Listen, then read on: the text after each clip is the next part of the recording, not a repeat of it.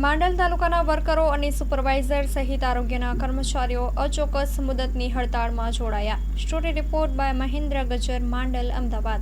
આજે 17 તારીખથી આખા ગુજરાતમાં ગુજરાત રાજ્ય આરોગ્ય મહાસંઘ દ્વારા આ આદેશ આપવામાં આવેલા આદેશ દ્વારા ગુજરાત રાજ્યના 25,000 કર્મચારીઓ જેમાં MPHS, FHS, MPAW, FHS, FSW આ ચારે કેડરો હડતાલ ઉપર ઉતરી છે।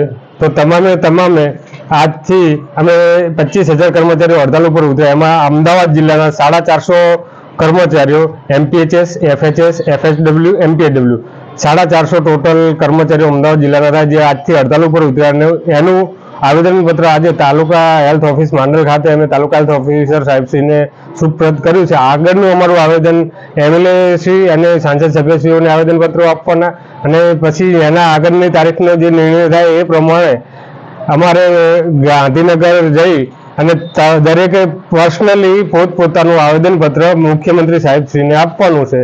જે અમારી બે મુખ્ય માંગણીઓ ટેકનિકલ ગણવા અને જે ખોટી રીતે અમારા ઉપર પરીક્ષા લાદવામાં આવી એ પરીક્ષામાં તેમને મુક્તિ આપવી એના માટેનું જ આ આવેદનપત્ર છે અને આ ચોક્કસ મુદતની હડતાલ છે। આની પહેલા 56 દિવસની અમે હડતાલ પાડી હતી। અત્યારે હવે કેટલા દિવસની પડે એ કોઈ નક્કી નહીં। જ્યાં સુધી અમને ઠરાવ નહીં મળે ત્યાં સુધી આ હડતાલ ચાલુ રહેશે।